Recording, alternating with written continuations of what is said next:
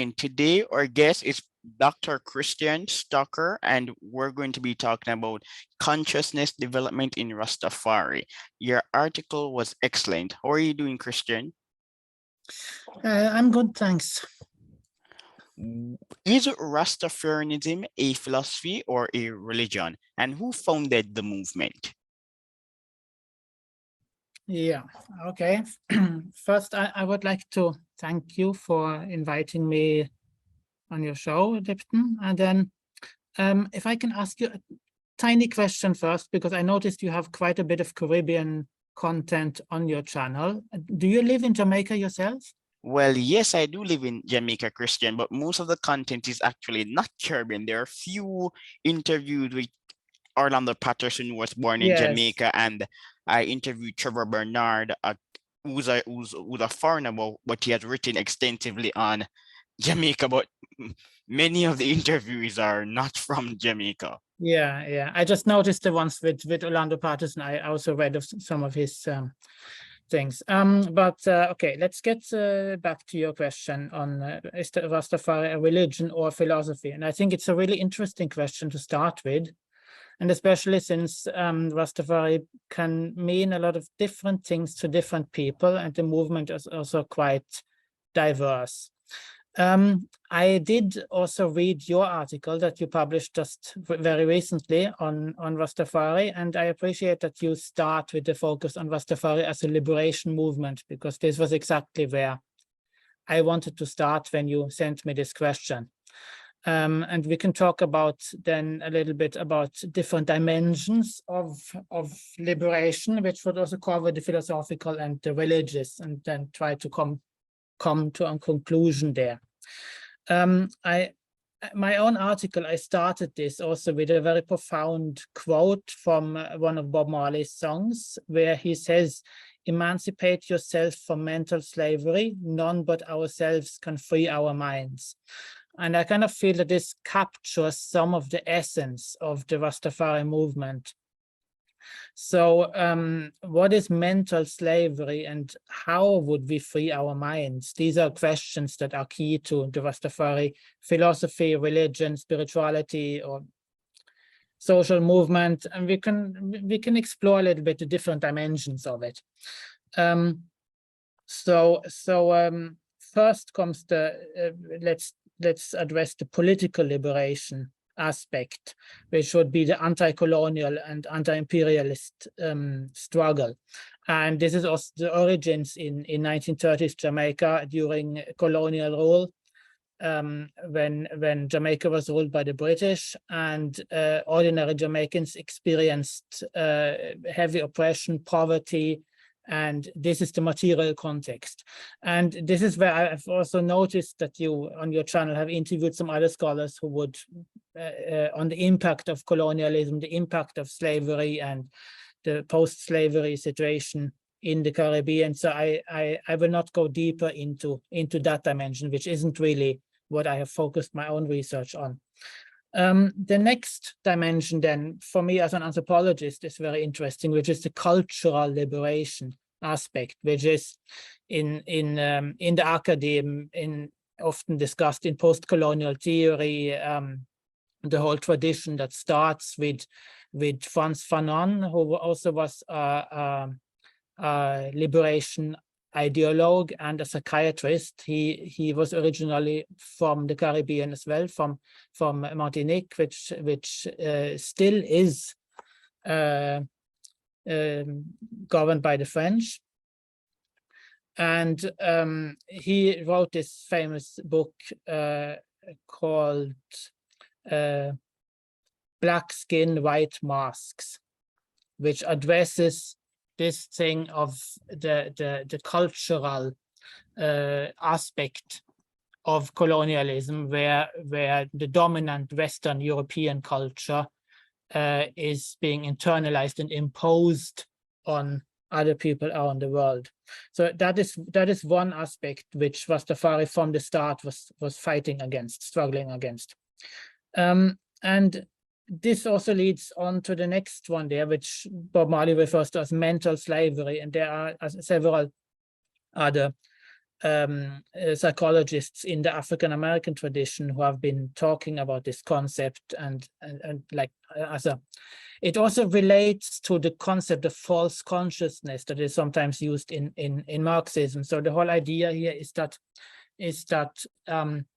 a way of thinking, a cultural way of thinking that is not authentic to the people, is being imposed by another group that is more politically powerful in a relation of dominance.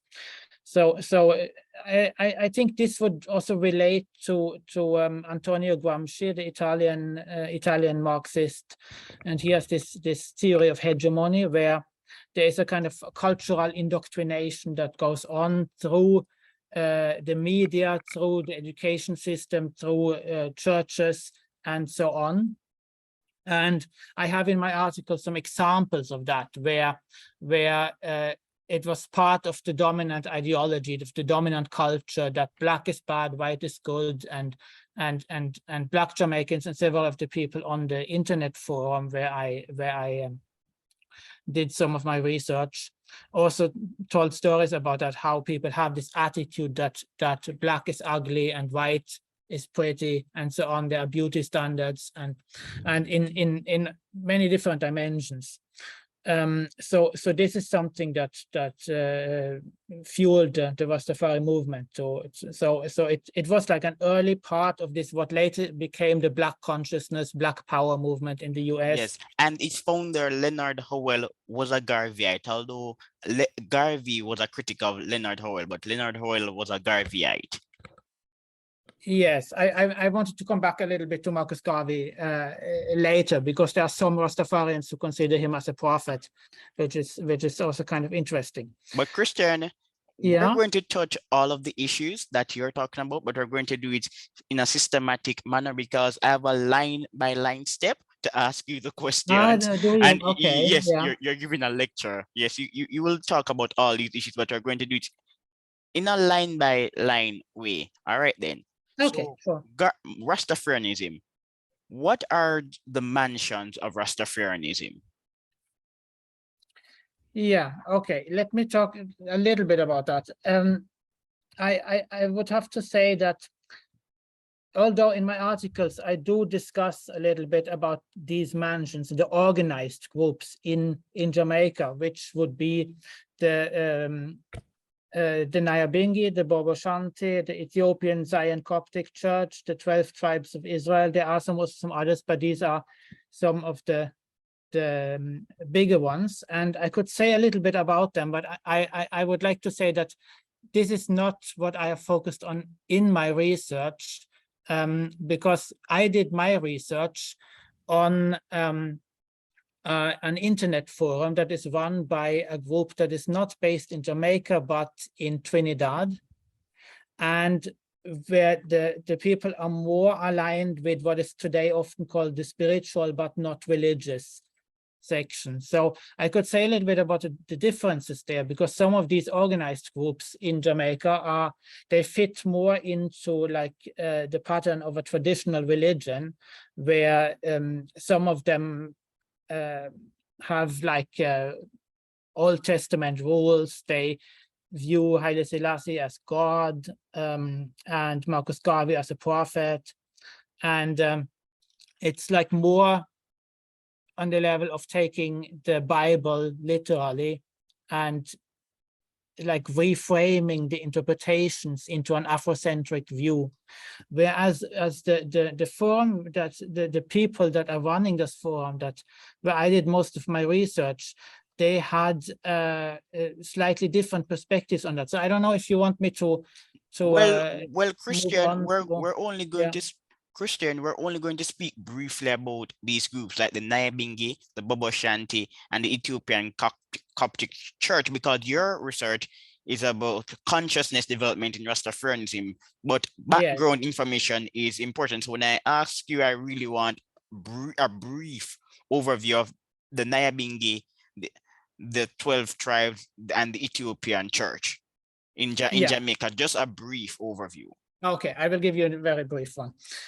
So the Nyabingi are some of the more political ones, which really see themselves as militant anti-colonial warriors. And they also follow this very, like they take the Old Testament of the Bible very seriously and have this more conservative rules and view the former Ethiopian Emperor Haile Selassie as God. I could say something more about that symbolism a little bit later. The Bobo Shanti are more towards the religious side and less political, but they also see Marcus Garvey as a prophet. The thing with the influence of Marcus Garvey was also that it as you already said, it fueled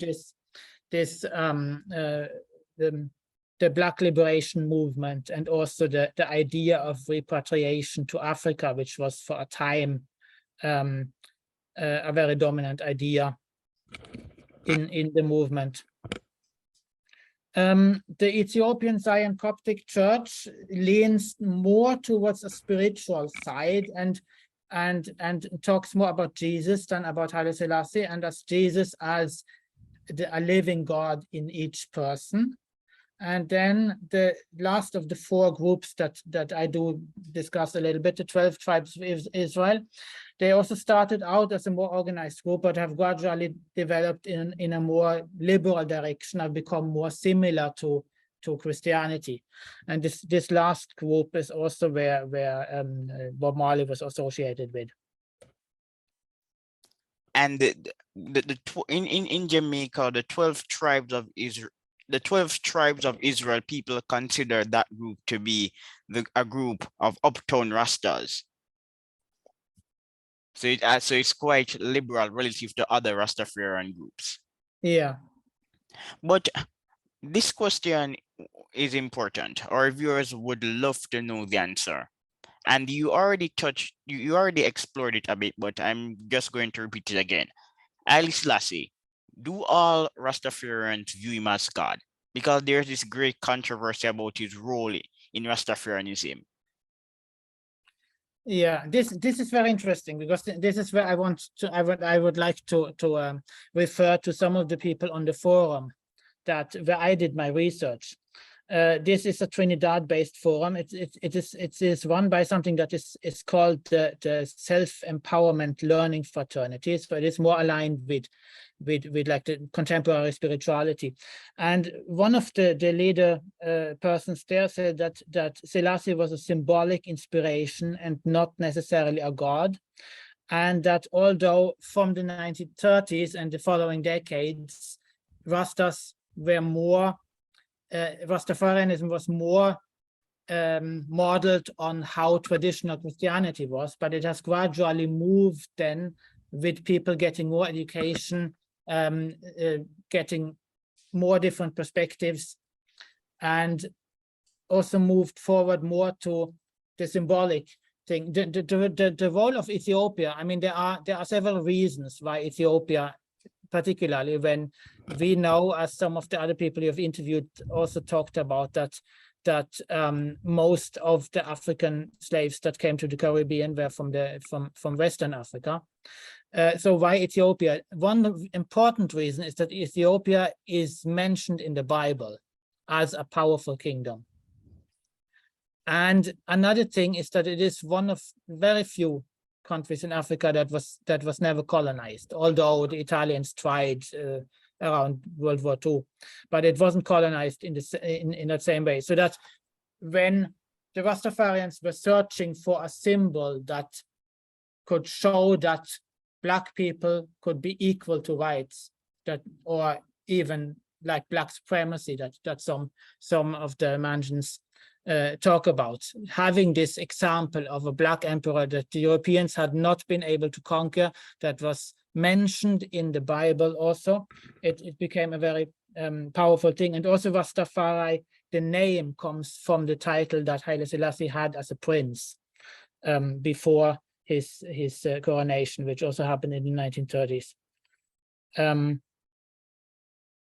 Yeah, and yeah, I don't know if that is that's sufficient. Ethiopia has a long and distinguished history as an African empire, and then Yeah, prior to, well, I shouldn't say prior, but Aksum, people often write about Aksum, and yeah, Aksum is closely related to Ethiopia, Aksum and Eritrea.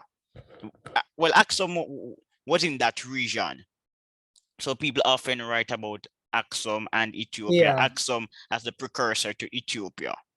yeah, So the Ethiopian history is quite interesting. There have been some new books on Ethiopia in the medieval ages, but we're not going to speak about them on the show. yeah. Marijuana is also important to the religion. Do all Rastafarians smoke marijuana? You write that more spiritual than political, the Ethiopian Zion Coptic Church does not believe Haile Selassie is divine. They locate Zion in Jamaica, not Ethiopia, and see Jesus as the living God embodied in all humans.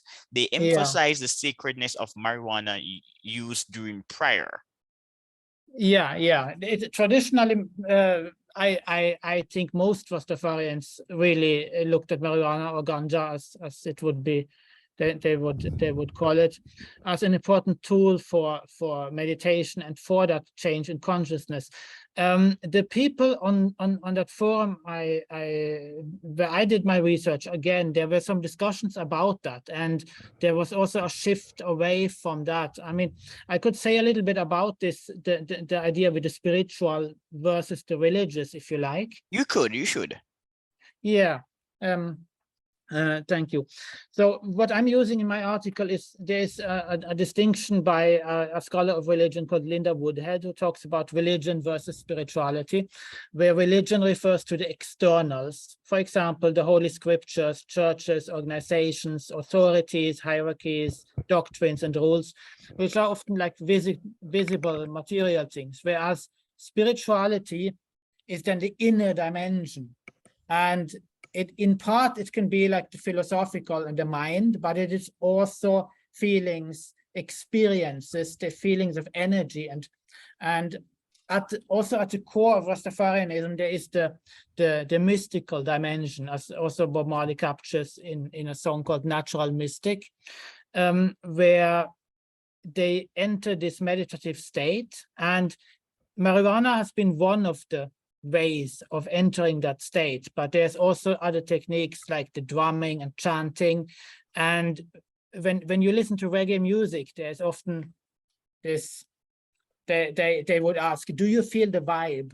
And you can feel, often the music can make you feel like goosebumps and chills and get teary-eyed, and this is where we enter this mystical spiritual dimension that goes beyond like the more mental or intellectual dimension.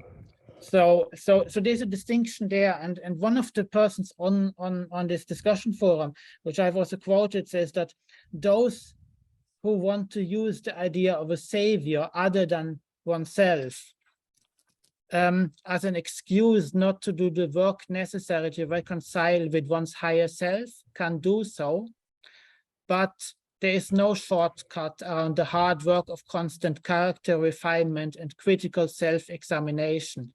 So you can see there's a shift there from a model that is more like traditional Christianity, which is about salvation, waiting for the Messiah, where Haile Selassie is presented as the savior, the Messiah in a Christian model, towards an idea that is more similar also that we see in Indian spirituality and philosophy, about becoming free from the ego and working with oneself, and also this is where the psychological dimension that I focus on my article also comes in. If you would like me to continue, I have a couple of other quotes that. Well, we're going to continue soon, but before we do so, I'm going to give some more context. So the Bobo Shanti group is perceived as the most radical group in Rastafarianism. And you're right, the most political and orthodox are the Nyabingi. Sorry, not the Bobo Shanti, the Nyabingi group is seen as the most radical group in Rastafarianism, not Bobo Shanti. I was actually planning to talk about Bobo Shanti later. Yeah. The most political and orthodox are the Nyabingi, a term often translated as death to black and white oppressors. They see Ali Selassie as God and follow theocratic Old Testament rules. Members wear dreadlocks and see themselves as militant anti-colonial warriors, more religious than political, but also conservative and Afrocentric. It's the Bobo Shanti group, but the Nyabingi group, that's the group that's known for challenging the Babylon system.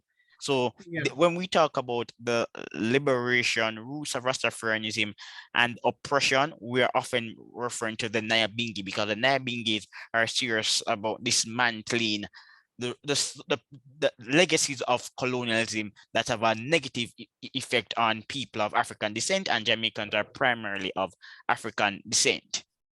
Yeah. So even today, some Rastafarians in the public space, if they're told to engage in an activity that they don't like, they will curse the Babylon system. And even if I don't agree with the response, I find the act interesting because Rastafarian. So this is the paradox in Rastafarianism. The economics of Rastafarianism is on the left. To some, it seems more socialist than capitalist, but Rastafarians are really individualistic people, as your interview, well, not your interviews, as the people you studied suggest. They're really individualistic. They have an intrinsic locus of control. They're conscious. And as one lady said, it is not always about the system. Before you change the system, you have to change yourself. Yeah, exactly. So would you like me to go on a little bit you from, can from go there? on about the stages of consciousness. So you identified three: the warrior stage, Anansi, and the lamb stage. Then it's foresight. You were relying on his research. Yes. Yeah. I just wanted to add a few words on Babylon also first, if I can. Of course. Yeah. Because it's not only the more radical groups that use Babylon, but it's a term that is, I mean, one of the key terms really in the Rastafari movement, and it's also a metaphor from the Bible, from the time when the Jews in Israel were conquered and abducted by the Babylonians, and this is a parallel to how the African people were abducted and led into slavery by Europeans. So there's an identification with the situation of the Jews, and then the European system, the Western system, is Babylon. And Babylon can be, I mean, it can be anything from, when we talked about the dimensions of liberation also, it can be anything from the system of imperialism or capitalism, but also culturally, psychologically, the way of thinking. And there are also some other terms that are used in the Rastafarian language, like they like to use wordplay. So they talk about politics and religion. So politics is tricks, so they trickery. So they say it's politics, and religion is a lie, so they call it religion. So there is this positioning there against also the whole dominant way of thinking, and I think that is where we can start speaking about consciousness raising. That is a key term which you also asked about, and one thing that I personally found one of the most profound insights in Rastafari is the way that they link political consciousness raising with spiritual consciousness raising. And also, I mean, what you mentioned with individualism is also, it is very interesting in the Rastafari philosophy, because it is in some sense left, but in other in another sense it's individualistic, and it kind of transcends and goes beyond this whole left and right political distinction. Yes, and the Rastafarianism can pose a cultural and social challenge to the state that is political. The challenge of not the challenge, but the challenge that Rastafarianism has posed to the state is often more intellectual and ideological than political. So on the question of mental slavery, so mental slavery corresponds to Anansi. It's at the Anansi level, and Anansi is a spider in Afro-Jamaican culture was quite tricky and deceptive. And we read the Anansi stories because many of the slaves who went to Jamaica were from the Gold Coast. So in that region today, Ghana, the Anansi story also has some political import. And you discuss a woman called Kelani from the Congo. And she Yeah, writes, many Africans are still mentally enslaved. I was one of those who hated my kinky hair and had it chemically done. Ayana from Trinidad, a core member of Self, writes, as a child growing up, I was surrounded by the feeling that lighter was better, that if the kink in my hair could relax just a teensy weeny bit, I would be more beautiful and maybe, just maybe, people would rush to play with my hair. So these viewpoints represent people at the Anansi level who are still mentally enslaved. Yeah, yeah, or yeah, what they refer to in the past, but now they have reached a level where they have reached a higher yes. awareness So Kelani of is these no things. longer at Yeah, that level. She has evolved, but the quotes that I refer to represents people like yeah, Kelani when they were at that level, assuming that their culture, black, is innately negative. yeah. And I think that the Anansi metaphor, I can also, I mean, one aspect of it in a broader sense is how when people feel powerless in a system and being oppressed, then they adapt some outward appearances that will make them accepted in a way, instead of being authentic and being themselves. And what Rastafari tries to do is to empower the individual then to be authentic and become a lion, to stand up for themselves, for what they really are, instead of just accepting what they call the false values that are being imposed from the system. And an aspect there also is this very competitive thing where, you know, trickery that you referred to, and where people try to survive. It's really, people are in a mode of just trying to survive, so that there is not a focus on living authentically, living ethically, but just to get by. If you can get a little bit of money to have food for the day through doing some things that are unethical, then that is justified because it's a survival logic. Whereas in the next stage, then what the Rastafarians stand for is that you should become authentic and only follow the values that are right for you. And still, even though, I mean, it is individualistic, but there are also some general Rastafari, I mean, there are values, spiritual and religious values. The warrior stage, that's quite important. And a person on the forum Yeah. called Muata, his views represent someone at the warrior stage. And he writes, glorify and sanctify his imperial majesty, Haile Selassie the First, King of Kings, Lord of Lords, conquering line of the tribe of Judah. Nyabingi, Royal Imperial Patriarchal Black Supremacy, stand forever.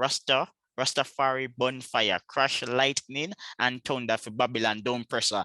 And I have a contemporary, I shouldn't even say contemporary parallel, but a current parallel that you're going to appreciate. It was published yesterday in the Jamaica Gleaner, titled, Bobo Hill Rastas were captive in this hellhole called Jamaica. Group renews call for repatriation to Ethiopia. I don't know if they're part of the Bobo Shanties, that group that was founded by Prince Manuel, but Yeah. they're the Bobo Hill Rastas from the Ethiopia Africa Black International Congress. So maybe they're not Bobo Shanti. And priest Trevor Stewart told the Gleaner, a lion born is an alligator in an alligator pond is not an alligator. And this statement reflects contempt for slavery and the forced migration of Africans to the Western Hemisphere, in particularly Jamaica.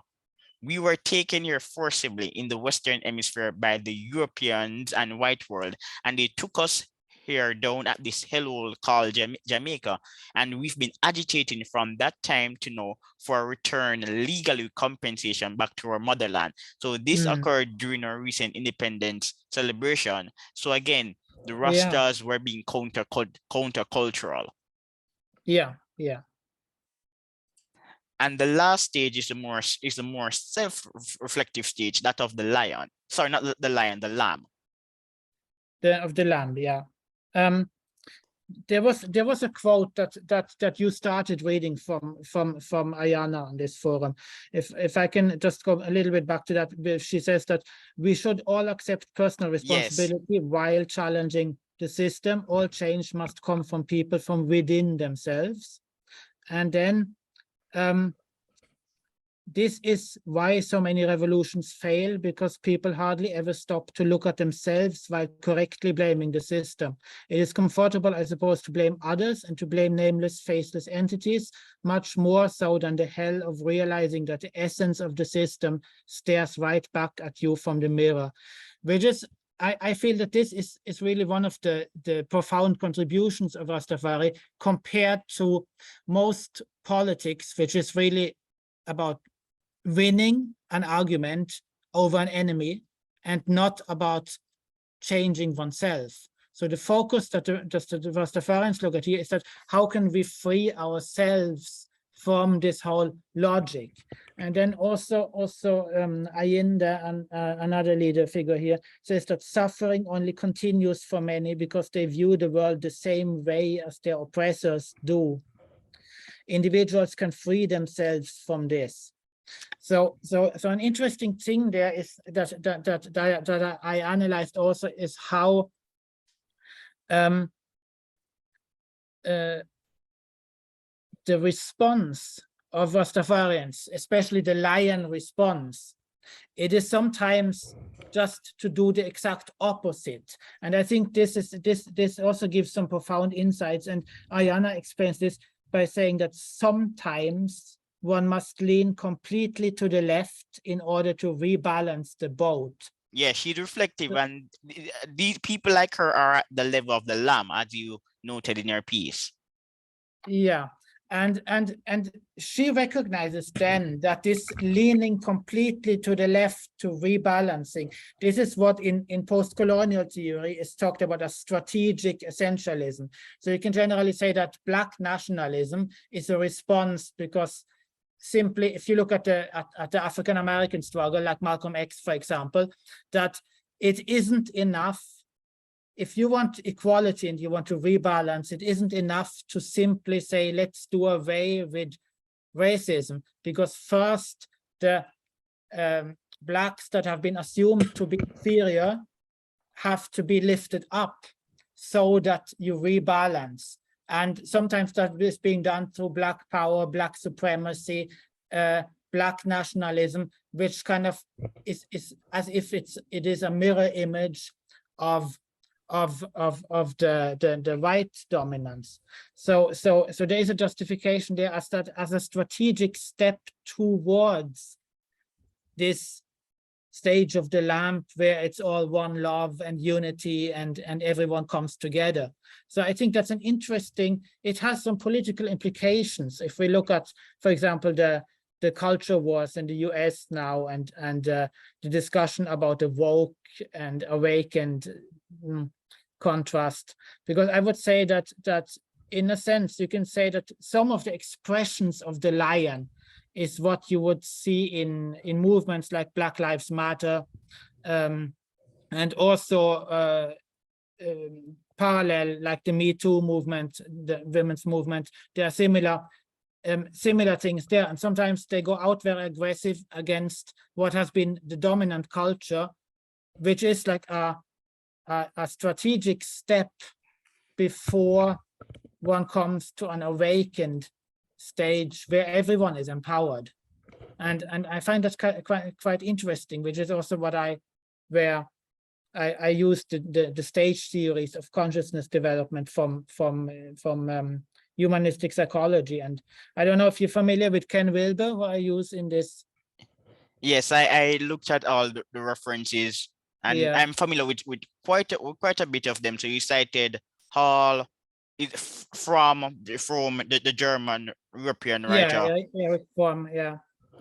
And his distinction between the authoritarian and humanitarian religion, I think that's also like the Rastafarians fit very well into, I think, the humanitarian religion where they criticize the authoritarianism, which is, I found that many of the typical Rastafarian views were very similar to what the humanistic psychologist Eric Fromm says,